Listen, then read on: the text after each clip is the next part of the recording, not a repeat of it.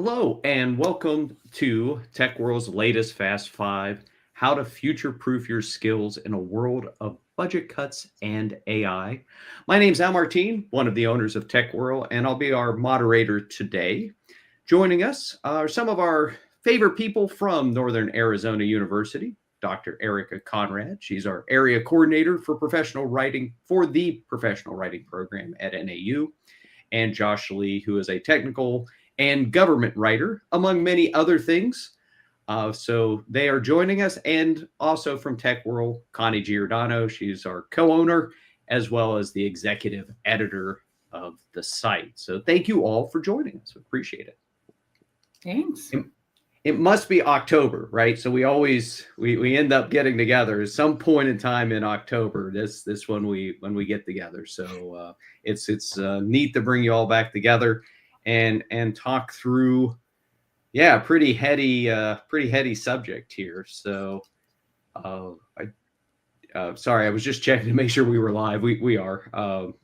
So before we do that, let's get to see how things have been going since we last connected and all sorts of stuff. So Erica, I hear good things about your garden or bad things. I'm not sure. It just for what it's worth, we have notes are like, hey, we're gonna have some questions here, and it just all Erica said on our briefing was tell us about your garden. So do tell.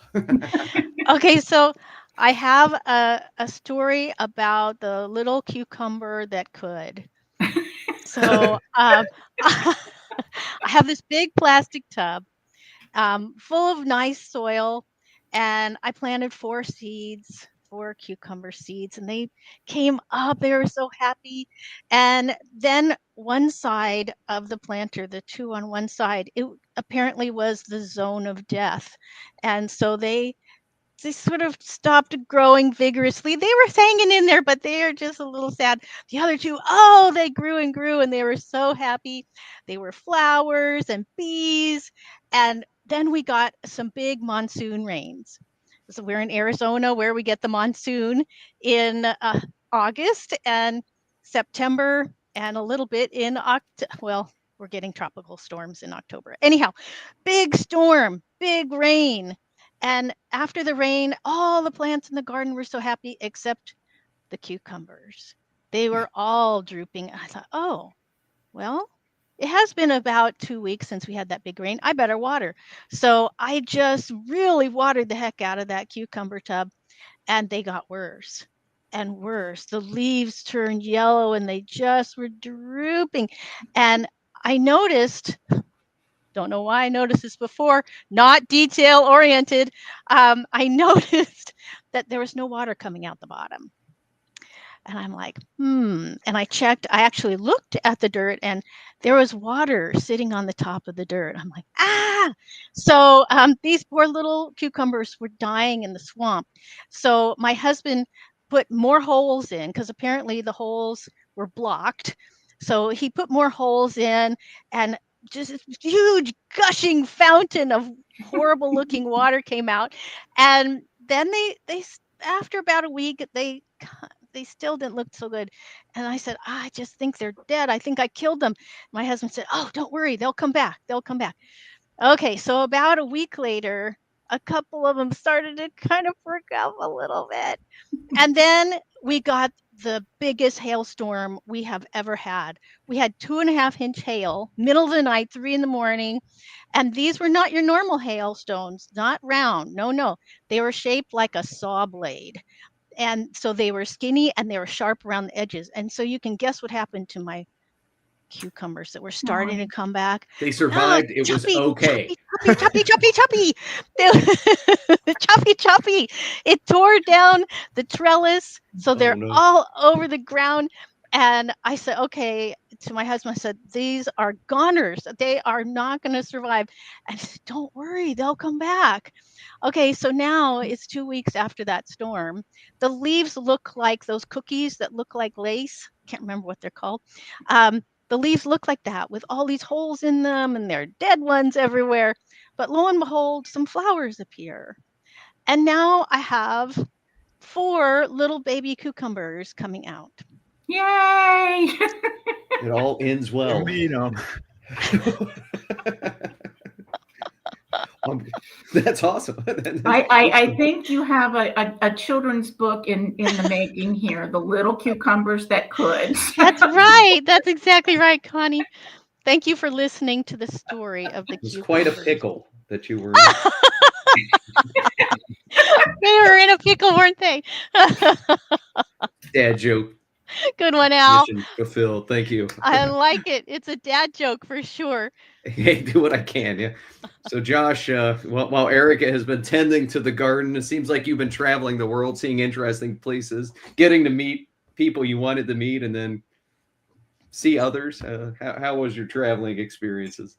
No, it's great. We spent this year. We spent 18 days in the Amazon, so the Andes and the Amazon. So we were trekking around over in Ecuador. My wife's from Ecuador. She has some family both in the Galapagos. She's from the Galapagos, but she has family in the Galapagos and in the Andes. So this time we just spent our time playing around in the Andes in the jungle. Which, if you haven't been to the jungle, it is a whole different ball game.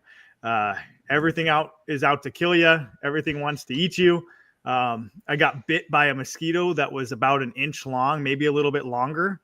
And you could feel the little beak or sting or whatever it is enter you just like a needle would from the doctor. And you're like, that is not a mosquito. What was that? So yeah, it was fun. There is some riots going on because there's a lot of civil unrest in Ecuador right now. So we got trapped in the middle of one nice riot. So my family got to experience their first gassing. So we got the gas cans that the police throw. We all got gassed and pepper sprayed, and but a family that gets gassed together, they stay together. So it was a good experience for my family to go through that, and we made it out alive and had fun in the process. Gotcha. All wow. Right. I'm glad you made it. Yeah, it sounds like quite a wild ride there. All right. The book you're going to write has absolutely nothing to do with making kids happy. So yeah. One of those How to Survive series. Yes. Maybe that's part 2. But the first one is how the greenery survived. This is now you've went into. My son was loving it. He was filming the whole time. I'm like, put your phone away. We really have to go. Like, this is not like a little thing. This is we got to book it out of here. And he's just filming the whole time because he's a teenager. So it's pretty funny. Got it. And Connie, I hear going to be an aunt. I'm going to be a great aunt. Great aunt. Well, yes, you will. Thank you for that positive reinforcement. Actually, I have 4 nephews, all of whom are married, and my youngest nephew and his wife had their first baby back last December. And we're and she's just adorable. Her name is Graceland. She's just wonderful. And then, so one of my other nephews, his wife is now pregnant and she's due this December. And so we had a big shower for her last weekend, and it was all frog and toad theme, which was really kind of a lot of fun. And then during the course of the weekend, I found out I have a nephew and his wife who just came back from a 5-year stint in Singapore. They are pregnant and due in April, and then found out the day of the shower that the other brother, her nephew and niece-in-law are pregnant, and they're due 3 days after the other one. So by this time next year, I'll have 4 that I can go and play with and then give them back. Fair enough. Yeah, with one writer's strike, not as much content on TV. And there you go. Fair enough. Nothing's on. All right. Well, that's awesome. Yeah, it sounds like everybody's doing really well. And we'll get in here. We have a number of people watching. We want to talk through a couple items here, and then we'll jump into our Fast 5 questions. The first thing is just really to take a moment to talk about NAU's Professional Writing Graduate Master's Program and Certificate. The Professional Writing Master's Program and Certificate Program is designed for to provide a graduate level education in communication skills that are kind of in daily demand among engineers, scientists, finance experts, and other professionals that work in business, industry, government, you name it. If you're a bad communicator, it's not going to go particularly well, and your chances of progression is going to be limited. All the hours taken to obtain the certificate can be used to fulfill other requirements for the MA in English at NAU, as well as professional writing emphasis in the Master of Administration degree offered by the NAU Graduate College. Professional writing certificate is offered and is all completely online. NAU has been a wonderful partner of ours from, I don't even remember when y'all joined, but it has been a wonderful partnership with TechWhirl. We have fun when we're together. The love working with the students and doing this. So while we are here to help kind of promote the program and talk through some of these really interesting topics, we do take a look at it. We'll have a link. There's a link on the website. We'll put it out. Google them, right? Ask AI about it. But otherwise, yeah, do take a look. If you're interested and you're like, hey, I need some additional skills somewhere in my profession, take a look. It certainly be worth your time to research it and certainly to get involved. So let's get into Fast Five discussions. One, we have 5 big questions that we have a different sheet of paper that y'all can't see, and we have these that we're going to talk through. We then have some questions. Full disclosure, we have 7 today because we had a couple questions submitted by folks who had signed up early. We're going to do our best to address those as well. I will have X up or Twitter if you have the TW Fast 5 hashtag. We've had that one for ages. If you have a particular question you want to throw in there, you can put it on there, and we'll fit it in as we finish up program. So with that being said, let's ask some questions. Connie, do you want to get us started? All right. So, AI being artificial, one of the questions that we hear or concerns that we hear a lot about in something that's literally changing every hour is, where's the human in all of this? So my question, and it's to both of you all, whoever wants to take it first, feel free. If you had to pick one human strength to double down on in the coming year, what would it be, and how could professionals demonstrate that human strength that simply couldn't be there with AI? And whichever one of you would like to go first. Sure, I'll jump in. So the number one skill that I'm going to be really focusing on the rest of this year and all of next year is learning how to communicate clearer, right? So crystal clear communication is, and this is both written and verbal, is probably one of the most critical human strengths that professionals can use. And even with AI and automation in AI, the user, the human behind that AI, has to be crystal clear. The more clear and more precise you are when you're interacting with AI, the better you're going to be using that system. So my fault is I have ADHD, so I tend to go off and ramble. Well, if you do that to the AI system, you're going to get an ADHD response from the AI system. That's not what you want. You want crystal clear communication. So for me, it's really slowing it down and really asking myself, am I communicating as clear as possible? And if I'm not, it's my responsibility to track where my mistakes are in my communication so I don't make those mistakes later. Or take classes in communication and speech. A lot of AI automation now is speech related, and you have to learn how to communicate verbally into these systems. And that's something that we're not really taught how to do, but if you know how to do it, it's going to really set you apart from those around you. But that's my 2 cents. Interesting. Erica, what about you? Can I say 2? Yes, we'll Okay. let you. Just this one time. Okay. So working from what Josh said, I really agree with you, Josh. Being clear is important whether you're working with AI and telling AI what to do or whether you're writing from your own head.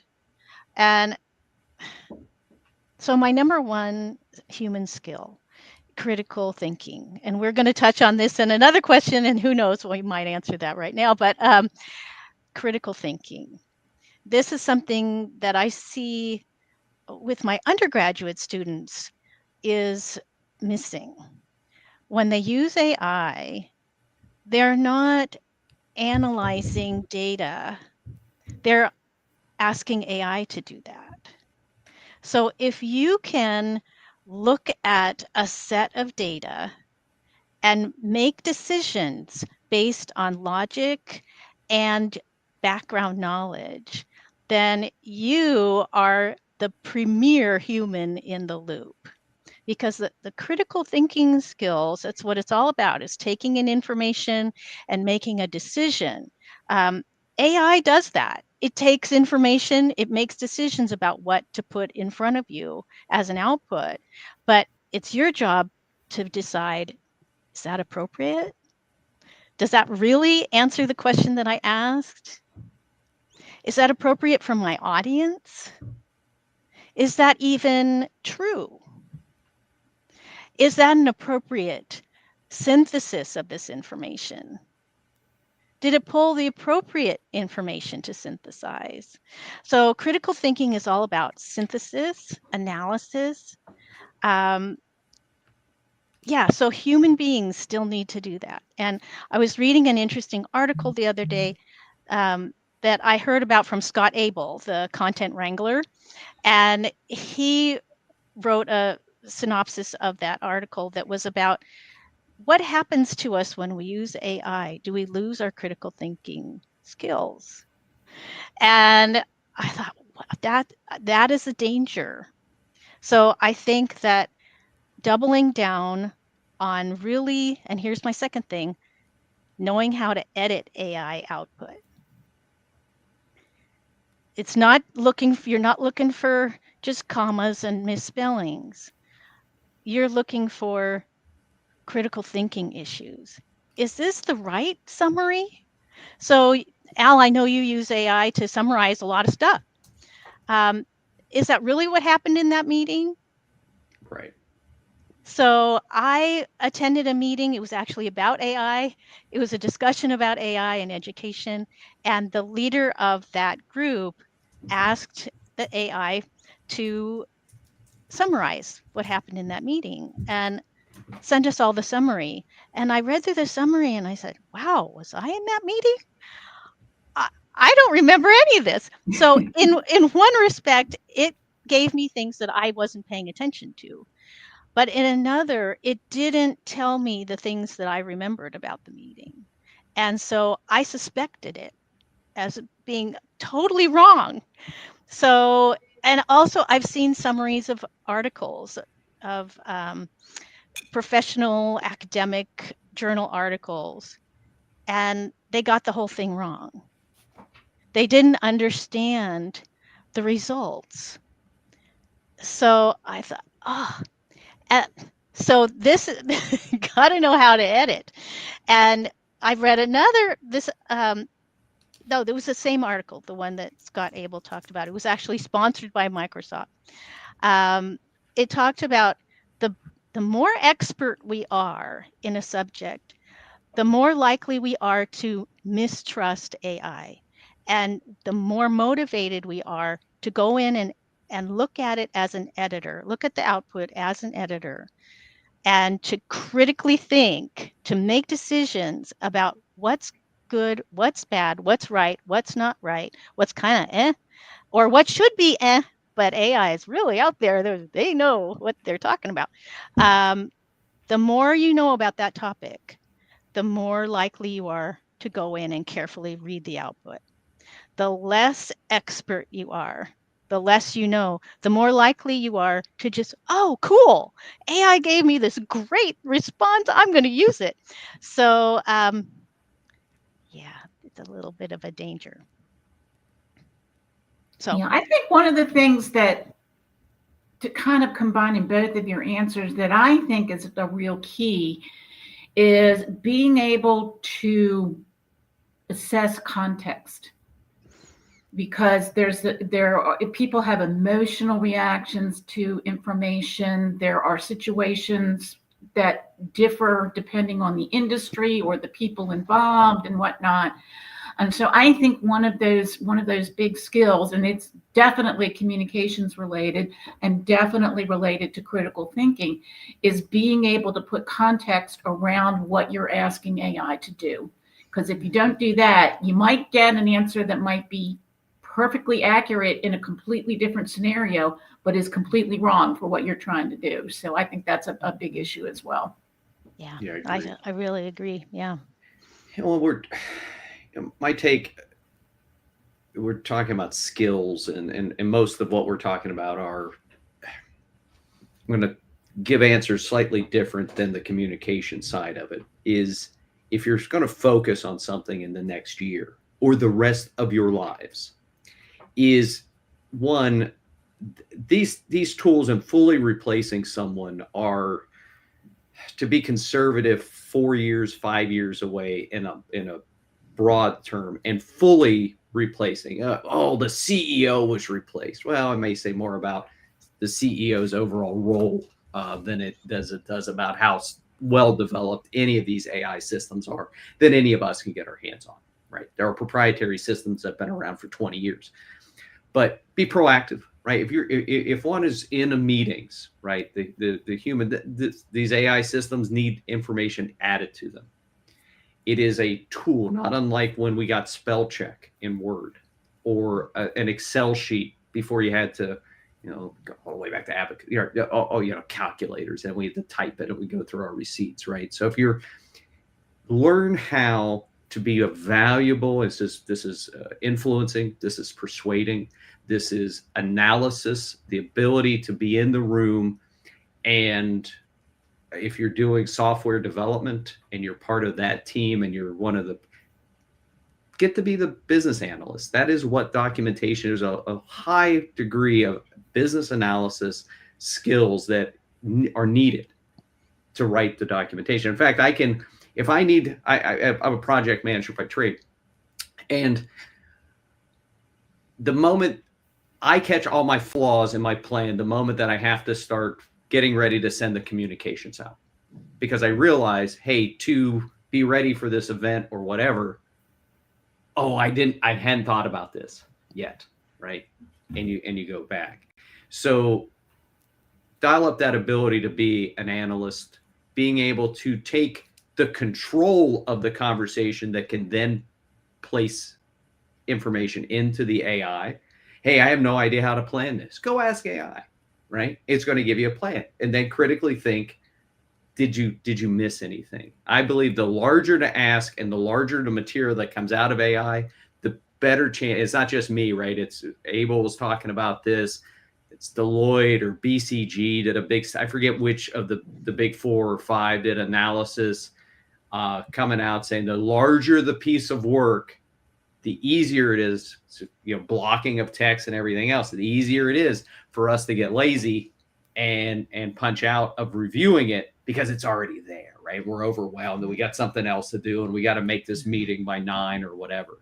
So, hey, if it was a human strengths, being in the room and understanding what the hell is going on, and then being able to utilize this tool as as what it is at this point in time. It is not a replacement for anything. It is an extraordinarily good tool to be able to start a brainstorming. And gosh, I have no idea where the hell to start. Hey, ChatGPT, how do I organize this? And it'll give you some ideas.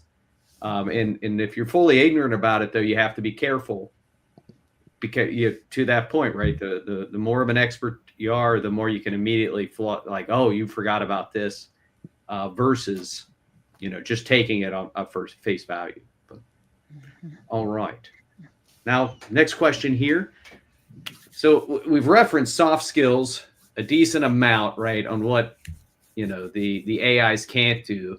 So if you're in, right, we're saying, okay, these are some of the things that the moist robots here are still able to do. So how is it that we can make soft skills measurable? How is it that we make those skills valuable? Erica, why don't you lead off, and then Josh, you can come in. Yeah, so soft skills, measuring soft skills. This is a notoriously difficult issue. Us moist robots, we're soft and we are squishy. It's not, some people say, oh, you're not real data because you're soft and squishy and you change your mind all the time. So how do we measure that? Well, usually it's other soft moist robots judging other soft moist robots. Are you friendly? Are you personable? Are you patient? Are you kind? These are judgments. So AI can't judge whether you're a kind person, can it? I mean, maybe Josh, when you yell at the AI and tell them that they're lying, um, does the AI say, "Oh, you meanie person"? Does it judge you? Um, can it tell you whether you have good soft skills?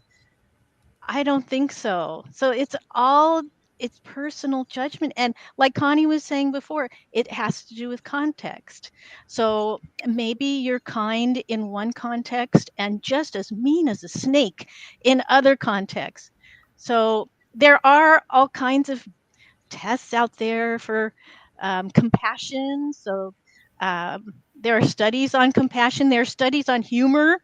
Where does humor come from? How do we judge your sense of humor? So there are all ways to do that. But I think that Al, maybe you're talking about, does the C-suite think that you're kind and compassionate? Does the C-suite think that's even a thing that's important in your company? So usually it's the C-suite, it's the interviewing team that decides whether your soft skills rank. And maybe during the time when you're in your probationary period of just being hired, maybe they decide, oh, we were wrong in that interview. Your soft skills really suck. Um, but then I'm going to throw a monkey wrench in and say, what about those of us who have um, different ways of thinking? So perhaps we're on the Asperger's scale and we don't read people's facial expressions. Is that going to mean that we don't have soft skills and they're going to kick us out? Um, so I don't think I answered the question. I just asked more. as you're right. It's a good soft skill as well. Asking. Josh, how about you? Sure. Like what Erica's saying is it's very hard to measure things like empathy, right? If those are the skills that a company is looking for. Some of the soft skills that I had a few friends that they left government. Now they're working for different companies, different industries, finance, tech. And it was funny over the last 18 months, there's a trend in how they're hiring because of AI. So you used to be able to do the screen to screen interview process, right? But they got rid of that because people are literally chatting with a chat box to answer the questions that are being asked in the interview. And it's causing a big issue in hiring upper managers. So for my friends, I asked them because I'm approaching that age of retirement from government. So I want to be able to set myself up outside. So I asked them, hey, how was the interview process? What was different? What are they doing? And it was funny because a lot of the companies are looking at soft skills and they're measuring them by a couple different ways. All my friends, the three that left over the last 18 months, they're all required to write a basic email, just an email and a memo. The company gives them a task. They say, hey, X, Y, and Z, this person's having an issue or this person did this. How would you address it in an email? How would you address it in a memo? Very basic on its surface, but you'd be surprised on how many people cannot do that without the help of a chat box or an LLM to guide them in that thinking. So they have to do that at the testing center. Another one really quick is like situational. They're called situational judgment tests, the SJTs. We use them all the time in government, where we give them real world problems, real world issues. And it's an issue that that company had at one point, and you just walk through that manager on what you would do. And that's where they kind of see who you are as a person. If you're like, I'm going to go and fire everybody, well, that's probably not the right answer. You know, if they're looking for something a little bit more empathetic or personal, you know, so that's where those, you know, that's where those skills kind of come into place and are measurable. Is something along that long line of testing, if that makes sense. Yes. Yeah, and I think that one of the things we have to keep in mind is in, you know, the corporate world, metrics are everything. And so you'll see HR, various other management groups within an organization trying to figure out what are the metrics that I can use to tell me whether or not this was successful, whether this person has that skill and whatnot. A lot of it does get to how you set up tests, which in my mind just took me back to that old saying, everything old is new again. Because when I first started in the field of technical communications, the really good companies that you wanted to work for gave you a writing test where you had to show how you could edit. You had to show how you would visualize figures. You could, you know, how do I write something in a memo format versus a report format? And those kinds of things got kind of lost by the wayside for a long time. And now because we know AI can't make those kinds of judgments about context and you know, how you present yourself and whatnot, that you have to go back to that. So I find it really amusing that after 35 years, we're going back to see what you can test and make sure that those tests can actually measure something equitably across the board. And it's just really fascinating to me that that's what's going on now. All right. Connie, you want to jump in with the next question? Yeah. This next question came from an audience member, Nina, and she asks, how is the situation going to differ for different regions of the world, Europe versus US, Asia, etc.? And I'm not sure who to ask that one. Sure, I'll jump in. So I actually work with a lot of companies from all over the world. So I get a different viewpoint on how they're using AI, how they're developing AI. And what I can say is that everywhere in the world is different. They say the US is the leader in AI development. I'm not sure if that's necessarily true, but we are definitely pushing those boundaries, even though we have less limitations as far as privacy and security. I mean, now we're starting to get a little bit more heat on trying to secure these systems. But over in Asia, for example, they have almost no privacy concerns, right? So they're advancing a lot quicker in this and the use and the development of AI systems, simply because there's not those restrictions.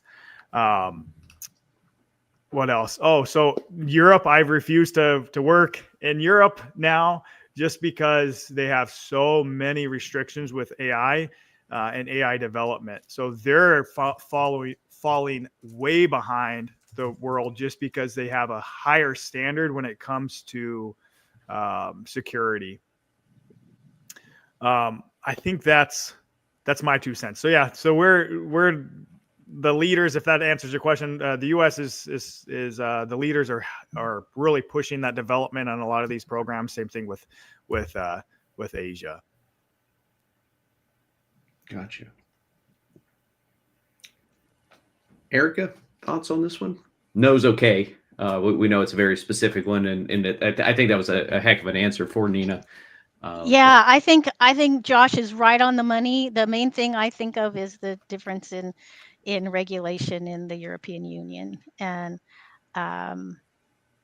yeah, that I think Josh hit every point. You're awesome, Josh. It's just a nightmare dealing with the EU. Like, it's not. I wouldn't want to be a developer over there. That's not a fun job. Yeah. All right. We'll jump into our next question then. So we had budget cuts and AI, right? We're future proofing our skills. That was our subject line here, and we've hit a number of the skills and talked about it. But when you hear budget cuts and AI, which one has a bigger long-term impact on how we work and why? Well, immediately, Al, I put these together. AI is allowing us to make certain budget cuts, and we use that as an excuse. Meaning, oh well, AI can create content for us, so we're gonna cut those people.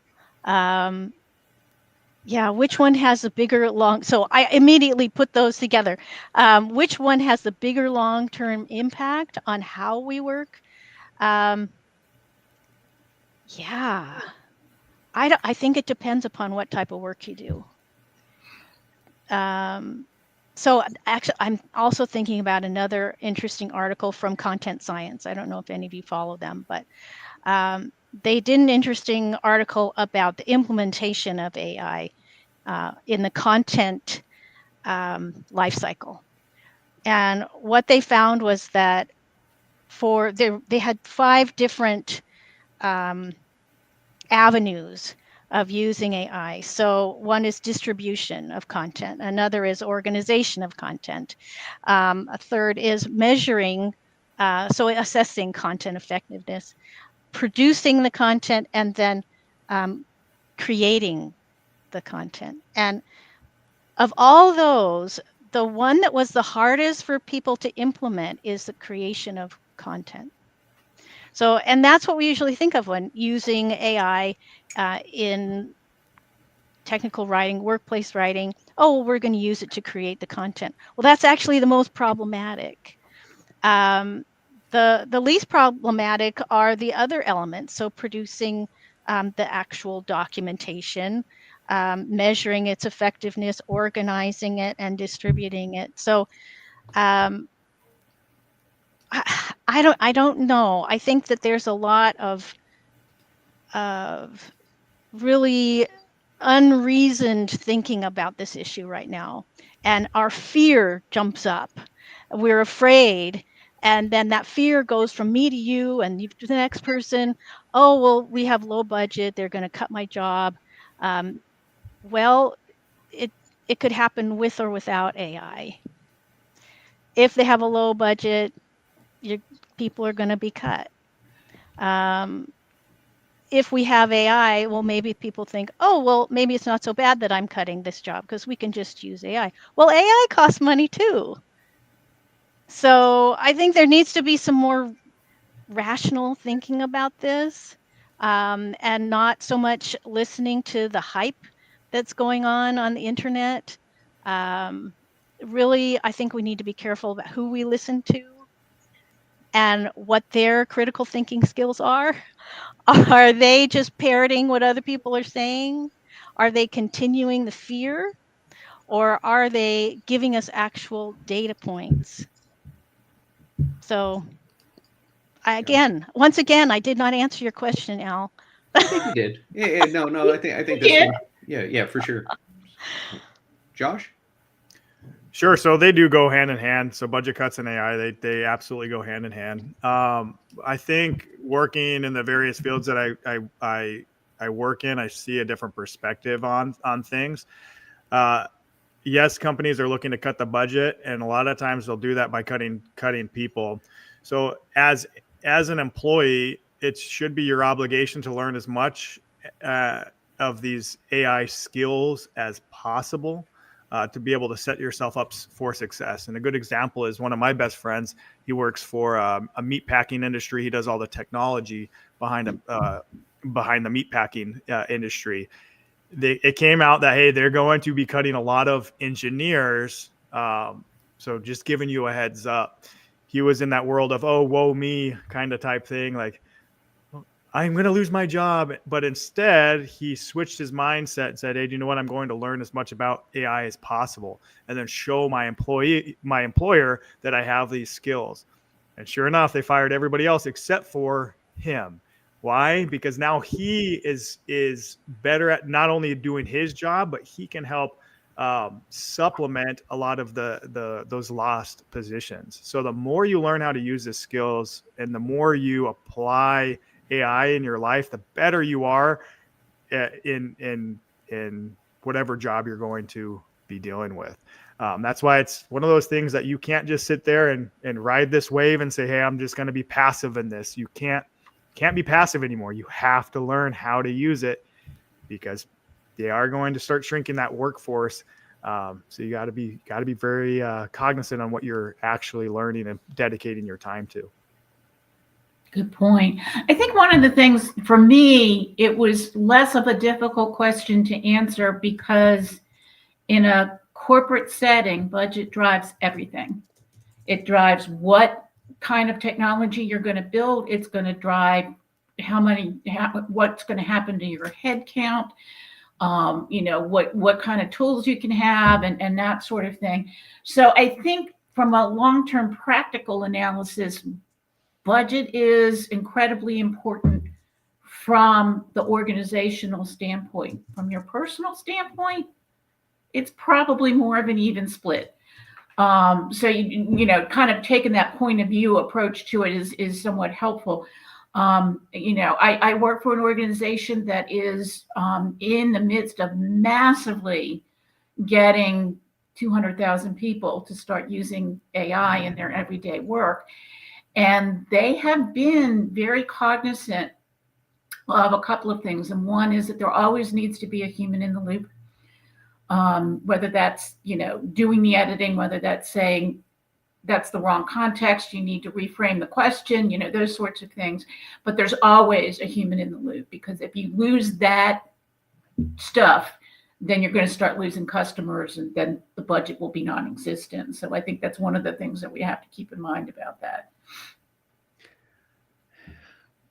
I would say, I asked the question, but I would say that they are. I agree actually with all of you, and Eric, your point said these two are interrelated, in which budget cuts will come,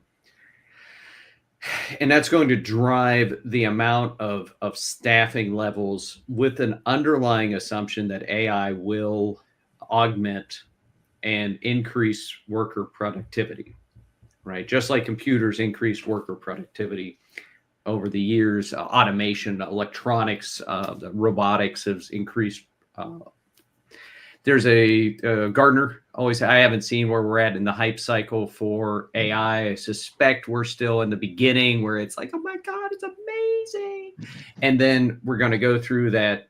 I always never say it correctly, but this dip in which it's just not going to work. And we're going to get through that relatively quick, because while these, CFOs and these folks who everyone is on average, not all CFOs are just Excel jockeys, but most of them are, will inevitably look to cut headcount. Oh, look at the productivity gains. They're going to cut too hard, and then they're going to come back, because we're asking too much of these tools that are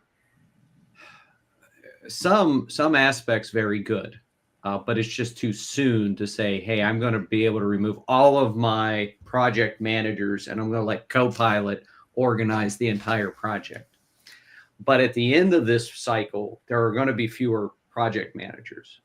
There are going to be fewer, more importantly, there are going to be fewer project coordinators, which is often where you start the process, right? Because the 1 PM can organize and the program when maybe they would be overwhelmed with it earlier, right? So you're going to see this reduction in staffing levels. And we'll jump into the next question because we've got about 15 minutes. But that there's a large risk, and it's again not my original thought here, but you're reading about that there's a long-term risk to my kids, to kids who are maybe not in high school. I think they're going to be able to jump into the college grads, undergraduates of today should still be able to jump on this boat that's leaving on recent hires. But when this technology and it gets more specialized, right? They're already looking, how do I not need to have business, the entry level for bankers, the investment bankers, this my 100 hours a week, and they're doing analysis, right? And then you're giving this to a partner or something like that. That type of work, it's going to be very hard to not have a lot of that replaced with AI, which then begs the question, how do you get to be the senior manager and the expert running the entire thing if you've never gotten the cycles in your hands on the keyboard? There's a gap there, and that gap's going to. My son's 8, my daughter's 14. That gap's going to hit those kids a decent amount, and your great nieces and nephews and everybody else. It's going to hit them, because by that point in time, this technology will be extraordinarily sophisticated. They will have different jobs that they come into, but that aspect in which the two are, the productivity gains that are going to come from AI as it matures is going to be exponential, and this is revolutionary, what I'm saying.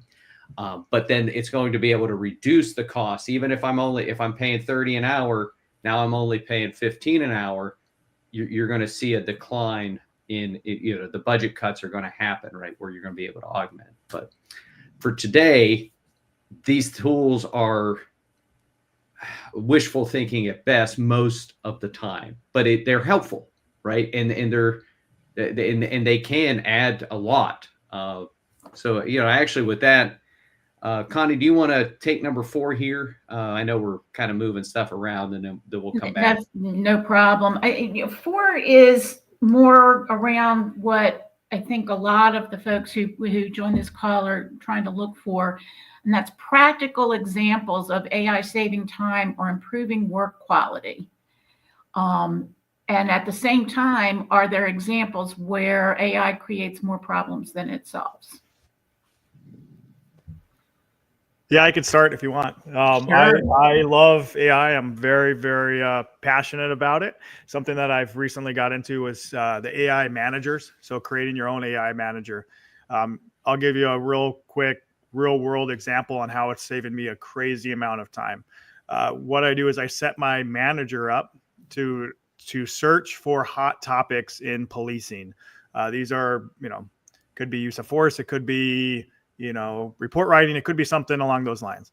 So I have it find the hot topics.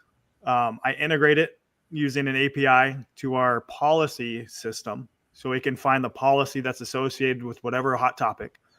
It can then do all the research for me and say, hey, this is all the new research that came out over, I typically do 18 months. So all the new research in 18 months. It then summarizes all that research for me in a nice email, and then it revises that policy all for me. So then when I get it, all I have to do is combine everything, verify that everything is correct, and say, hey, is this actually good information that it's giving me, or did it hallucinate, or is something completely wrong, or is this not what we're looking for? But it saves, man, on one policy revision, it could save 100, 200 hours just worth of research and basic drafting. So that's one example on how AI saves me a bunch of times on the government side.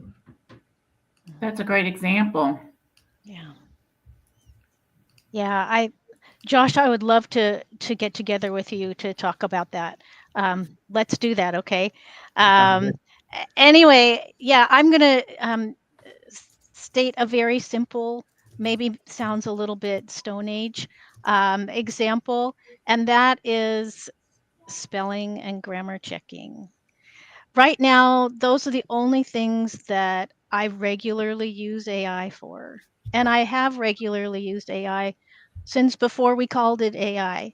But in the other use cases of idea generation and research, I just don't trust it. And I know, Josh, you are into it and you know how to work the system.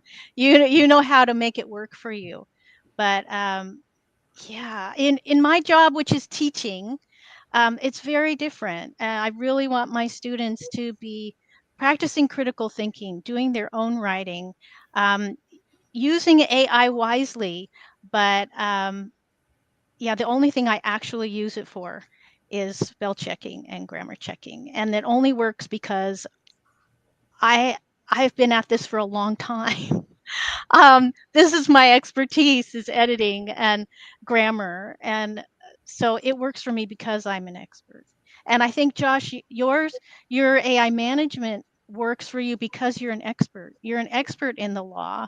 You're an expert in the policy. So you know how this system works. But for somebody who's new, that is going to be not doable.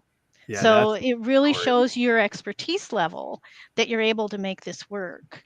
And this is something that I think the executives need to pay attention to, is you can't replace a human expert with AI. You can help them to work together, but you can't replace. So yeah. It's all part of that idea that the companies that are showing any kind of success with using AI understand that it's, as Al said earlier, it's a tool. It augments, and it is especially beneficial for augmenting if you have SMEs in the process. So in some ways, it hasn't really changed, because we've had for years people who, they would put documentation together, which was basically copy and paste. And then, somebody who was a SME could go back and look at it and said, this is completely irrelevant. So again, the human element in that is incredibly important, and expertise doesn't come from AI. Right. It's what is provided to AI to help augment whatever the tasks are. And it's very different depending on what kind of industry you're in. If you're in a retail industry, there's a lot of things that can replace human beings. In financial services, where I am, not so much. There are still things they can do and do things very, very well, but there's also a lot of stuff that there has to be some human expertise in there at the beginning. We'll jump into the final question, because I really want to hear about, I want to ask it, make sure everyone hears about it. But if you've ever worked with experienced folks, if you've ever worked with someone who's more junior and you've been training them up and you've been working with them, and then they start making these observations and these major issues that you're like, what? Right? Because to them, or you've had to, like, they bring up these topics that sound so important in the meetings, and you're like, holy shit, we've took care of this years ago, right? Because they're on the learning curve of getting to expertise when the experts are already there. Back to Erica, your point, that there's two things. One, that's the dangerous part, where you can give somebody who's more inexperienced and you're forcing them to rely on this tool, right? That they're going to come out with this superficial items, they're going to miss some items. And two, that's the tool itself. The tool itself is in these position where it, not all of it, right? If you get the specialized tools and they've been able to put the RAG in and being able to, like, have it loaded, but you're just general AI stuff. And if you don't get into prompt engineering, which is our next question, you're going to be forcing probably less expensive team members to rely on a tool as an expert, when often it's not yet, right? So that's the big gotcha here, is that, you're going to, but if you are an expert, you can ask it a question and remind yourself what something was, or, hey, give me an outline on this. Hey, I use that all the time. It's just like, give me an outline. I need to better understand this. And then I see it. I'm like, oh, but we forgot this. I don't even tell it. I just, move on. So I'm conscious of time here. We got about 5 minutes. Someone explain prompt engineering and how, probably, in the real proper materials that folks who are still watching us or pull this up. So someone explain prompt engineering, and if they can give some basics on it. Well, I'm interested as well. This is not my forte by any stretch. So, Josh, I have a feeling this is probably well within your wheelhouse. Yeah, I thought I was a good prompt engineer until I was with actually trained prompt engineers, and I was like, wow, I don't know anything. Prompt engineering is definitely a high value skill. And it's not one of those, if you throw it on your resume and you're like, I'm a prompt engineer, yeah, be prepared that you're going to be tested in what you're claiming. So like, I think a good definition of prompt engineering is just here, I'll read this one. It says a skill and practice of designing, refining, and optimizing the input prompts given to generative AI systems. And these are mostly large language models like ChatGPT or Perplexity. And it's to guide them in producing accurate, relevant, and high quality outputs. Now, there's a whole bunch of different skills that go into prompt engineering, but what it involves is the understanding of how the AI interprets language and how it crafts clear, specific, and context-rich questions. It's not like an interaction between me and you and the normal people. You are interacting with a computer program, and that takes a little bit of a different skill. So wording, format, detail.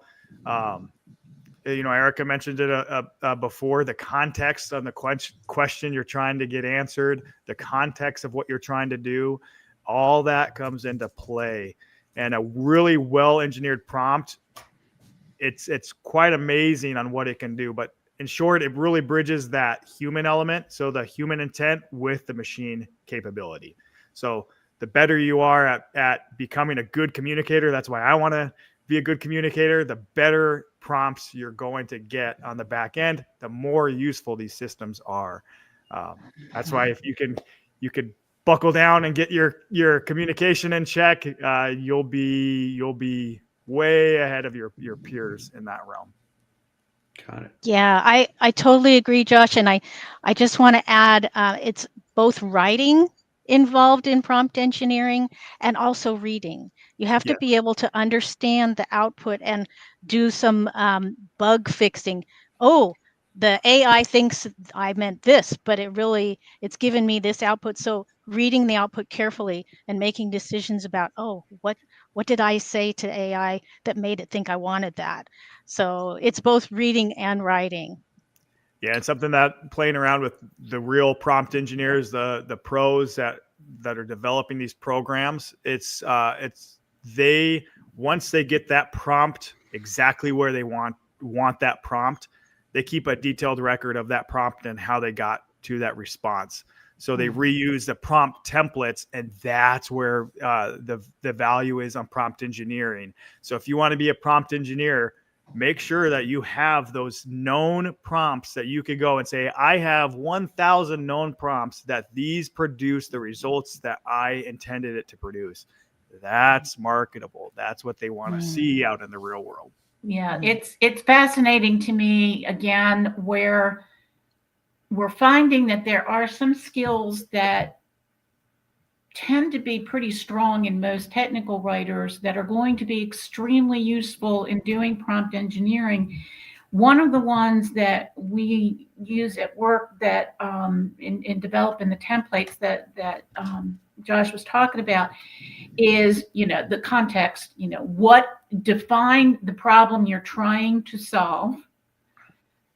Who is the audience for this answer? That's the one that I think a lot of people don't. And that's why you get more hallucination, why it's vague, et cetera, et cetera. If I know that I am, I'm creating this prompt to deliver to my project managers, and I have to tell it's project managers on the technical teams who need this information. And then you get these much more specific, well summarized kind of answers. So a couple of those things to keep in mind. There are some frameworks out there that are becoming more well known on the 5 things you have to incorporate into a really good prompt and that sort of thing. I would definitely encourage people to go and research that, because there's some really useful stuff there, and you will find a lot of it's very familiar to you as a technical writer. Yeah, that's what just jumped out at me is it's like, define your audience. What is it you're trying to elicit out of them? Set up context. all of these items, and I'm not a technical writer. I've worked in change management and communications, more on the business side and whatnot. But again, those core skills, and we as TechWhirl will take a look. I think it'd be a neat article or a series to be able to talk through. Hey, you already have these skills. Here's how you can help write these prompts, right? For yourself, for your company. Hey, again, what are the skills? How are you going to be able to utilize your skills now? Let's say you're not just deciding to jump into this career, but you're already in the heart of it, or even at the end of it. Being able to utilize these capabilities to be able to put this into these systems to get this information back out certainly warrants. If you ever use the old grammar checks in the word sixes and the word 2000, and you're like, this is garbage, right? Well, that's what we're at to a certain degree in some of the AI stuff, not all of it, right? But if you tell it, then you can certainly be able to elicit out, as you say, what you all said, right? Just be able to get better answers, but then you're still going to want to refine it and make it, why you all, everyone listening here is, in watching this, why you all are the professional communicator, why you all are the person who is being paid money to deliver this. This tool has given you the correct spelling of everything. It has allowed you to structure it with a header, just like Word does, right? But now it's giving you some of the stuff in between, but get a hold of it, right? And be able to make sure it's saying exactly what you want, and don't get lazy, right? Especially in the content that matters.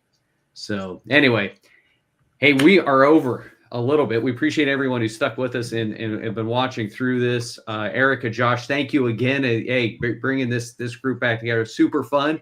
Connie, we have another one of these in the books. We did it. If you have some more questions, we will pay attention to X. If the hashtag TechWhirlFast5, we'll pass these questions along. We had one question we didn't get to from the attendees. We'll also answer that one. I'll put it in our article. But yeah, that's it. We hope we gave you at least a little bit of guidance on this pretty thorny subject, and have thought of I think a couple additional articles we'd love to be able to get on TechWhirl. But yeah, for myself, everybody here, everybody at TechWhirl, we really thank you for watching, and we hope you have a great day. Thanks so much. Bye-bye. Thanks. Bye-bye. Thank you. Thank you.